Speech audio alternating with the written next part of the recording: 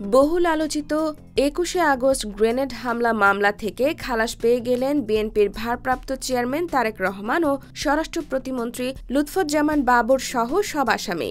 রোববার বেলা ১১টার দিকে বিচারপতি এ.কে.এম আসাদুজ্জামান ও বিচারপতি সৈয়দ এনায়েত হোসেনের হাইকোর্ট বেঞ্চ এ রায় দেন। রায়ের পর্যবেক্ষণে হাইকোর্ট বলেন, সাক্ষীরা ঘটনার বর্ণনা করছেন, কিন্তু কে গ্রেনেড নিক্ষেপ করেছেন তা কোনো সাক্ষী বলেননি।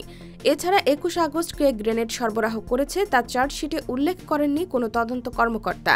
এর আগে বেলা ১১টার দিকে ২১ আগস্ট গ্রেনেড হামলা মামলার রায় ঘোষণা শুরু হয়। গত ২১ নভেম্বর শুনানি শেষে রায় ঘোষণার জন্য অপেক্ষমাণ রেখেছিলেন হাইকোর্ট। গত ৩১ অক্টোবর বহুল আলোচিত ২১ আগস্ট গ্রেনেড হামলা মামলার ডেথ রেফারেন্স ও আপিল শুনানি শুরু হয়।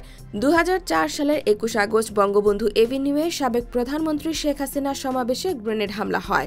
ওই হামলায় নিহত হয় ২৪ জন, আহত হয় আওয়ামী লীগের কয়েকশো মানুষ।